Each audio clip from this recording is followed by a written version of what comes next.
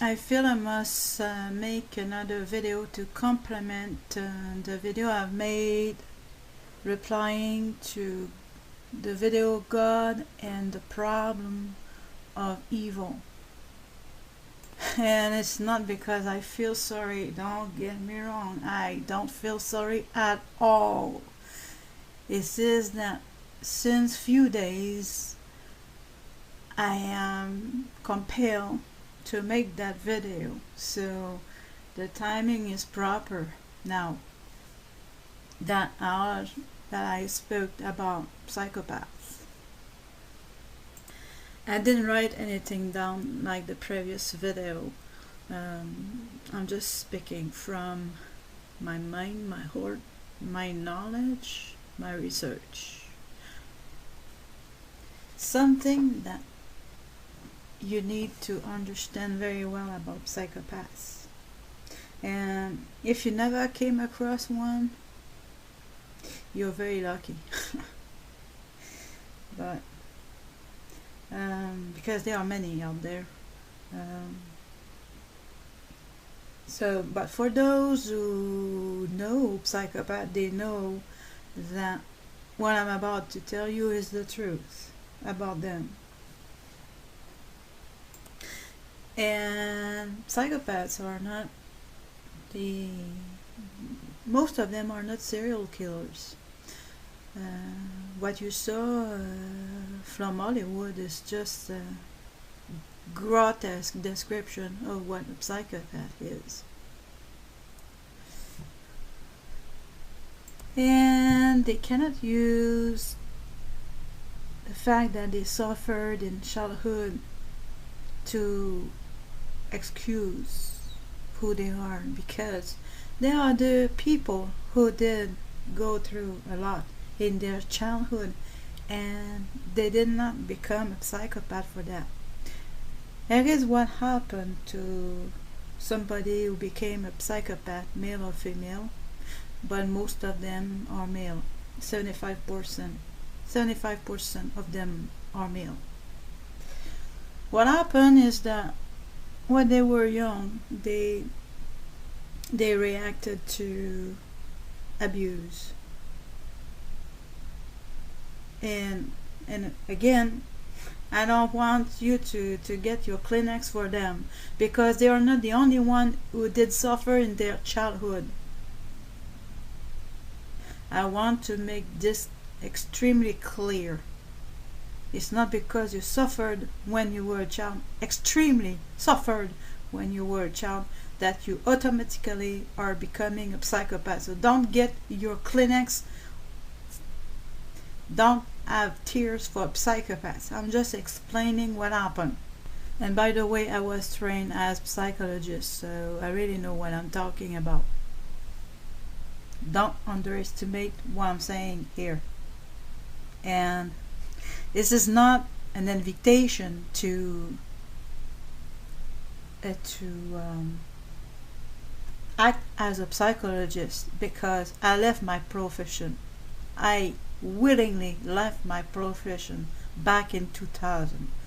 So this is not an invitation to act as a psychologist. It is only to make sure that you do understand very well in your mind that I know what I'm talking about. In their childhood, psychopaths basically killed their pain, and by doing so they fried the human in them. All about human in them is fried. They made that choice. Just like when you do react to pain as a child, because I was a child and was exposed to pain too. I didn't become a psychopath for that. It is a choice we're making. Well, especially when you're becoming an adult and you continue to make people suffer for your pain. it is obviously a choice you're doing. When you were a child, you were not doing a conscious choice, but you became an adult. And by becoming an adult, you continued to act like when you were a child. You're completely and totally responsible of your actions as an adult, just like another adult is. So back to what happened to them. They basically shut off everything that was human in them. And at the same timing they were doing that, a demon was taking the place instead of the person. A demon or demons walked in this empty host because they emptied themselves to stop the pain. But by doing so, demons were free to enter. And those individuals, they are just a shell. What you see is not a human. They look human. They speak like human. But they don't think like human. They don't feel like human. They are not human.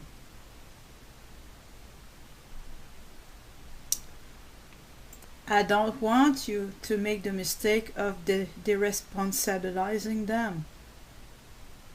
They decided to stay the way they were. When they were a child, they were not responsible for their actions because they didn't reach the age of reason.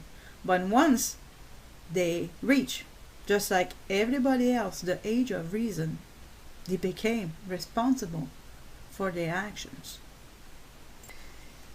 And most of them won't repent. Most of them, not all of them, most of them won't repent because they like who they became, and more importantly, they love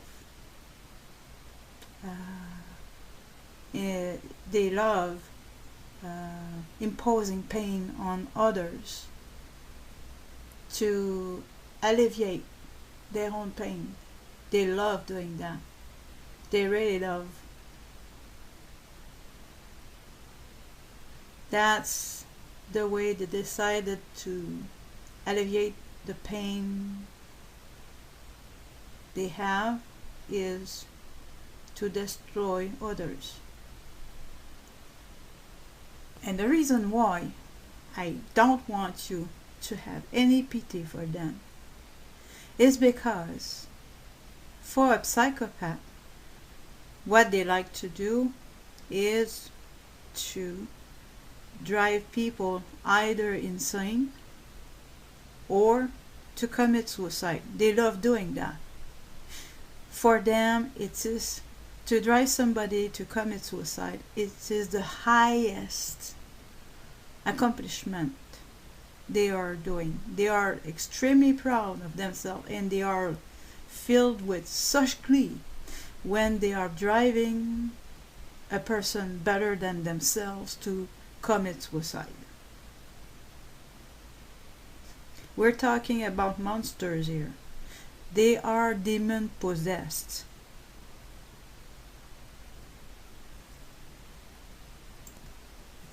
Back to, yeah, a few, very few of them might really repent, but most of them are on their way to hell, and they enjoy their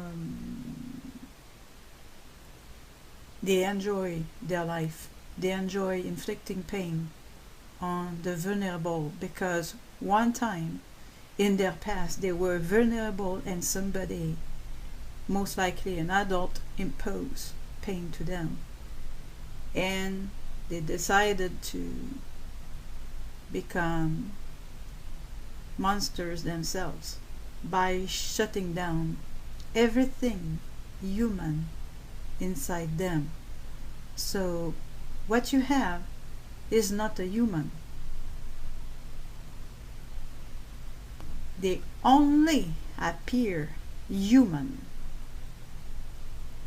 but they are hosts or of demonic entities, with or without a S, depending how evil they are.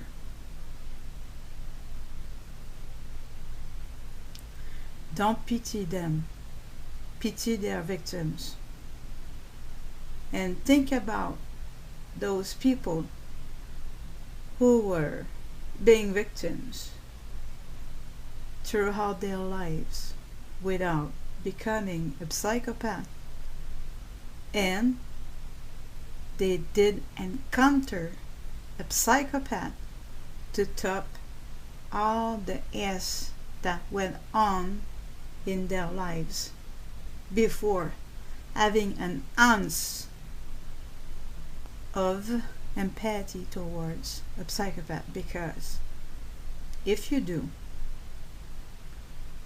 have pity for a psychopath, you're dead. You're dead.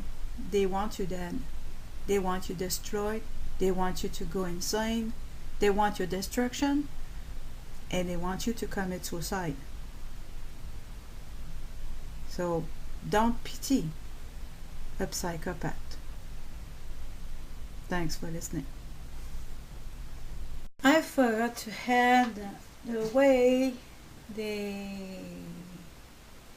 start the interaction with you is with what I call a pity ploy. This pity ploy is a trap. It is lying set up to trap you in order to completely destroy you. At least that's their goal when they are using this pity ploy. What they have in mind is your complete and total destruction. They do prey on compassion, and they are exploiting love. Now, how can we discern if somebody is trying to have a pity ploy with us and somebody else who is going through a hard time in life? How can we discern? I'll tell you how. The psychopath with the pity ploy will pressure you so very much with their sub story, while somebody who is in a tight spot, bad spot in their lives, they won't try to disturb your life with their own problems. That's exactly the difference. I didn't know that difference before I came across this psychopath, but now I know. The difference between somebody faking and lying to you with a story that does not exist you need to understand very well about psychopaths. And if you never came across one, you're very lucky. But because there are many out there. But for those who know psychopath, they know that what I'm about to tell you is the truth about them. Hell, to make that video, so the timing is proper now that I spoke about psychopaths. I didn't write anything down like the previous video. I'm just speaking from my mind, my heart, my knowledge, my research. Something that I feel I must make another video to complement the video I've made replying to the video God and the problem of evil. And it's not because I feel sorry, don't get me wrong, I don't feel sorry at all. It's just that since few days I am suffered in childhood to excuse who they are, because they are the people who did go through a lot in their childhood, and they did not become a psychopath for that. That is what happened to somebody who became a psychopath, male or female, but most of them are male, 75. And psychopaths are not most of them are not serial killers. What you saw from Hollywood is just a grotesque description of what a psychopath is. And they cannot use the fact that